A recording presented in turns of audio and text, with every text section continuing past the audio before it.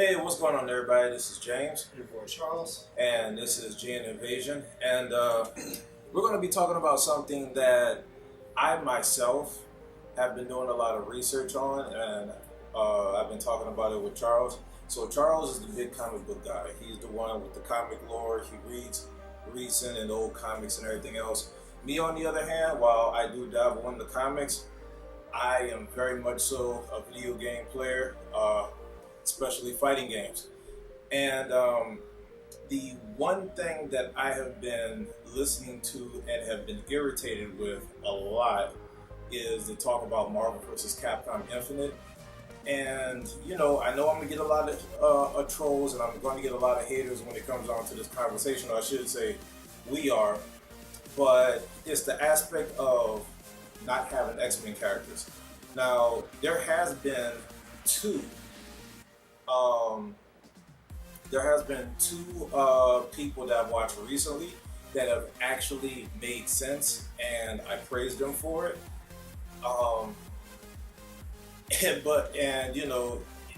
But that's it. Like, out of a plethora that I've watched, and I'll watch a decent amount just to see where they're going with it. And once I start hearing the whine and the fanboyism, I just let it go. Yeah. But let's get right into it. So it's X-Men characters, not in Marvel vs. Capcom Infinite, but it's also the two PR nightmares that Capcom have actually talked about. So the first one being that the modern viewer will not remember the X-Men. That was probably one of the biggest PR nightmares, in my opinion. Yeah. Oh yeah. It's like just like, I understand what they were saying, but but at the same time, it was like it is a I will say it's a very unintelligent comment to say, especially in public. But when they say the modern viewer or the modern audience, they don't mean people 20 on up. They actually mean little kids. And I, because I was thinking about it, because the people that are hardcore comic book fans, because if you remember, comic books was back in like the mid 1900s. So everybody that's been following comic books, like, if they're not old, they're now like in their 30s, 40s, and everything else. We're considered golden age if you think about it. Yeah, we're on the basically the cusp. So I kind of understand where they was going on from a business sense. They're thinking like, oh well, we got all these MCUs and everything else. But the problem with that is that Fox, even though they've been making less profitable movies, they've still been making X-Men movies. So it's not only that. It's like, well, how you say they're targeting, like that comic was targeted towards younger audiences. There are things for the younger audiences that are going out, like featuring the X-Men. Yeah. And it's not just Fox movies. You have the new TV show coming up, Gifted. Yeah. Coming up. You have Dark Phoenix that's going back to the movies and stuff. But there's a plethora. There's a whole landscape of X-Men stuff that's out there. And to say that no one will remember it, and that's from Capcom. Not only that, but to say that I won't remember, it's easy to. We're still in it. X-Men is still going around. Yeah, and especially with the well, I'll get back to that, because the point that I'm about to make actually goes into something else a little bit later on. Let's get to the next PR nightmare, and this one is more on my end, and I understand it 100%. But at the same time, what people have to understand is it's a business standpoint, and people are blaming Capcom for it. They just didn't know how to deal with it, and that's Peter Combo Fiend Rosa. And Combo Fiend made a statement saying that characters are just functions; they're just doing things. And when he said that, I knew in his heart he didn't really mean that, but it's a very weird way of saying hey, this is something we can't talk about, this is out of our control, can we just focus on the game that's at hand? And that is the big thing. A lot of people don't realize that if Capcom and Marvel is Marvel's Capcom Infinite, the underlying side, the business side of the fight is Fox and Disney. And Disney bought Marvel back in 2009, if I'm correct. I can't remember when the last iteration of the Marvel vs. series came out, which would be Ultimate Marvel's Capcom 3, or you should just say Marvel vs. Capcom 3 in general. But around that time, that game was already established, so it's not like they could just rip characters out of it. But, you know, they already said back when this game was announced that this isn't a continuation. That's why it's not called Marvel vs. Capcom 4. It's Marvel vs. Capcom Infinite. They're focusing on keeping the Versus series going, just in a separate way. Yeah. And that's and Marvel side said they're focusing heavily on the MCU, and we already know. We already know about the characters, the graphics, and everything else, and how bad they look. But even with that coming into play, story demo was for kids, and that demo actually was out way before the Versus demo, because during E3 the Versus demo was 3 months early. And that Versus demo, from what a lot of competitive players were saying when they went to E3, or if they went to CEO, said that that game looked way better and it was fun and everything else. So, but people don't understand it's a licensing issue, and a lot of YouTubers that I've seen have actually said that they don't want to talk about that. It can't be a licensing issue. It is when they own the rights from a movie standpoint and Disney doesn't have them. And the part that irritated me a lot with the YouTubers is the fact that it's the comparisons. The comparisons was probably the worst things. They used Street Fighter, they've used Tekken, and they've used Mortal Kombat. And I'm looking at this like, Bandai or Namco owns all the rights to Tekken. You can't use Tekken. Street Fighter or Capcom owns all the rights to Street Fighter characters. You can't use Street Fighter characters. They pick and choose who they want at different time frames or whatever timeline that they want to. Yeah. Mortal Kombat owns all... Okay, and Mortal Kombat is probably the biggest one because Marvel is owned by DC. Warner Brothers, if it's not a partnership... Marvel's owned by Disney. Oh, I'm sorry, yeah. Marvel's owned by Disney. Warner Brothers owns or either is in conjunction with DC. Right. But DC was never... They either were stubborn or wasn't in enough of a financial crisis to where they had to sell characters. If they had to sell characters, they would have been in the same situation. Mortal Kombat and Injustice have all their characters. Why do you think they're able to just mix and fuse, Mortal Kombat characters in Injustice 2? Like Sub-Zero is now in Injustice 2, just like Scorpion was in Injustice 1. The relationship with Warner Brothers and DC has been long established for... But when you come down to Marvel was selling characters way before Disney even bought them. So Xmen and everything in the universe and Fantastic Four is Fox. Incredible Hulk at one point, Ghost Rider at one point, and what was the other one you had said before? Daredevil. And Daredevil was all owned by other companies at one point before Marvel got them back. And there's many more out there that haven't been used by DC, by Marvel or Fox, but like there's just so many characters. Like, yeah, but what people spread out. But what people don't want to talk about, or what people don't want to end up realizing, is the fact that you can't blame Capcom, and honestly, you really can't even blame Marvel because it's out of their hands now. Because Marvel doesn't want to pay Fox crap ton of money just so they could use their own characters. It's kind of... Well, look, and the you thing can about see it it as petty, really, but what Marvel is trying to do is reestablish their universe and everything. So they're not trying to give anything else to Fox. Matter of fact, everything they're trying to do, they're trying to get stuff back so they can make their universe whole again. Yeah. So that requires like a sacrifice at times, like shutting out the Xmen or whatever. And you got to look at it this way, y'all. from a business standpoint, because you got to remember, these games cost a lot of money, and even if Marvel and Disney have money, or I should say, even though Disney has a plethora of money, a business aspect is you want to be able to make more money. So with the recent success with Fox, with Deadpool, and with Logan, they kind of have a chip on their shoulder, when it comes down to this Versus series, because Marvel's Capcom Infinite is focused on the MCU, and that's what they're pushing. That's what they're pushing.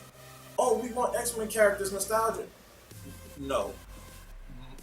Disney at one point told Marvel to stop making X-Men comics because it was giving Fox free advertisement, free publicity, free press. Do you know how irritating it is as a businessman if you don't own the rights to something fully, but yet still the one company that you bought is still advertising for another company that you're rivals with in the cinematic universe? Yeah. That, you have to actually look at that by a lot. Now, I want to go back to what Combo Fiend said. And when Combo Fiend said he didn't mean, and I know that for a fact, he didn't mean that anyway, but a lot of YouTubers that I've seen, they focused on the lore and the nostalgia of Magneto. Now, a few people said that if Magneto could have been a sucky character, I would have still played with him. Honestly, if you talk about from a competitive aspect, that's not the case. If you look at Marvel vs. Capcom 3, now the Marvel vs. Capcom 3 has been out for years now, and you have people now that are able to make, some of these mid-level tier characters work on the competitive aspect, but the game's been out for so long, so the meta is just evolving, for certain people. They've learned how to evolve it in a better way, but Magneto has always been a very high-level character. So when Combo Fiend actually said, for our tech guys, when he said that, he mean the competitive people. They want to triangle dash, they want to triangle jump and everything else. Captain Marvel could do the same thing. Nova could do the same thing. Ultron could do the same thing. Try them out. When you hear that, I don't hear, oh my God, like you're saying he's just a function. No, he's saying that Fox owns the X-Men. We can't do nothing about it. Try these other characters because we might not get these characters. Now, eventually, something's going to give. Fox is really good at negotiating business. But here's the thing. Disney has to try to recoup some type of money. So I'm scared that, okay, you get this DLC pack, you're going to get 4 characters for $30. That would be an atrocity, but if a person wants these X-Men characters that they want so bad, Fox is going to make it to where it's hell and high water that we have to get these characters developed, and the consumer is the ones that's going to end up getting messed up, or X-Men is not going to be in this because we don't own the rights and Fox is being too greedy with what they want, and Disney's will never actually say it. Yeah, exactly. And like I said, again, I know this video might get some trolls, it might get some heat, but you really got to look at this, guys. Combo Fiend was a pro player for years. I'm sure he's played all of the Versus series. And now that he works for Capcom, they're making the game. Of course, he's going to try to push the game as it is now because that's what they have to work with. Now, once Disney says, hey, we got the green light and tells Marvel and tells Capcom, then that's a different story. But the underlying battle is Fox and Disney. Yeah, definitely. It's a little civil war as it would seem like a real life one.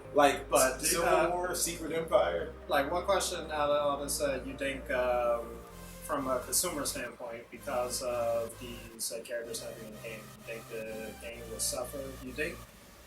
And also, do you think Disney has is there a faith problem or anything in this series going on with not having characters? Okay, so my biggest thing is that we live in and I'm glad you asked that question. So we live in an age where graphics are starting to become higher. Not too many people own 4K, but a lot of games are becoming 4K. Right. pretty soon. Honestly, I bought the Broke Man's edition, and I haven't pre-ordered. I got the $200 one, and I'm a big fan of the Versus series. I'm going to support it. I'm a fighting gamer. The amount of videos that I've watched of the E3 and the CEO demo footage of the fighting game. Unfortunately, I wasn't able to go to them, and I live 3 hours away from Orlando, but I just couldn't go to it. But everybody has said that the graphics are so much better. They got people that didn't even know about the story demo, but when they looked at the story demo after playing the fighting demo, they're like, what the hell is this? Like, this is horrible. This does not look like the fighting demo. So I would have preferred them to give me just 4 characters of a Versus demo to be played instead of the story demo, because the story story was garbage, everything felt forced, the graphics was horrible, you had, paper thin people that you had to fight against, so if you had any type of combo going, if you didn't know exactly what you was doing, killing everybody. I was frustrated. I deleted it after like the second day. Yeah, it was like do 3 hits and the so robot or dummy. Yeah, but from what I've seen of the gameplay looks good. But from a graphic standpoint, for 3D models, Tatsunoko vs. Capcom looks even better. And I praise and preach that game all the time. I still make and play combo videos every once in a while that I'll put on Facebook, and I might even try to upload them to our channel whenever we get the chance. But if they said that they were going to push this game back to redesign the graphics, I could wait another 3 or 4 months if they were able to do that, if they were pushing it. But because of the deadline and everything that they've already set, they got to come out with this game. But the one thing I am annoyed with this game with, though, is the cut and paste of characters. Like, for it being a Marvel vs. Capcom series game, since you didn't bother trying to change it, and I think that's where the first flaw was, like, if this wasn't going to be Marvel vs. Capcom 4, you're calling the Infinite saying it's separate, it shouldn't be called Marvel vs. That's exactly how I felt. That's what I was going to ask you. Like, do you think they should have changed the name of it? Well, they couldn't if it was going to be involved with Capcom. Like, I'm sure they can make like a Marvel fighting Ultimate All-Stars type of game and it still be Marvel, almost like a Marvel vs. series, but it is a collaboration game, so they would have to keep with it, and instead of calling it 4, Infinite would be, I guess, the toss up in the names, I guess. Yeah, but like with a name like Infinite, like that, it seems like it goes on from the series. But I'm gonna go on. If we're gonna go into the Infinite thing, my thing with the Infinite is they've been talking about AAA titles. They're only gonna be sticking to a small few games and just put everything behind a paywall with microtransactions, because that's what the way gaming is going now. So if anything, Infinite just means we can make this game as large as we want to. It can be 100 gigabytes if you want to. Everything's going to be behind a season pass and a paywall. And unfortunately, that's the way. That's another video, like the evolution of gaming and microtransactions. But as far as this game as it stands now, it's going to get played. But here's the one thing that's like the nail in the coffin. So you got graphics that aren't very well, but that's based off the story demo. But apparently the graphics isn't 100% for the Versus demo, but it's better than the story demo. But then you have trailers and gameplay footage of a game like Dragon Ball FighterZ, which is made by Art System Works. That's got a lot of heat. 2.5D, made by the Guilty Gear Blast Blue Persona people. Plays awesome. Now I got a few gripes with that game too, from what I did my research on, but that game looks and feels when you watch it as a fighting game. It gives the direct adaptation from the anime, and the manga. Definitely do a video about that. Oh man, I wish I could get the beta, but they said it was going to be closed. Hopefully they do an open beta afterwards. But like, with the game coming out, it's one of those things of, game developers. You got games like Horizon Zero Dawn, Nier Automata, Tekken 7. Tekken 7 took forever to come out to the consumer market before the arcade market, and once it hit consoles, it is so pretty. Yeah, it was so pretty. It's worth every red cent that I bought on it or paid on it. But with Marvel vs. Capcom Infinite coming out, unfortunately, it's one of those things of the character roster, cut and paste.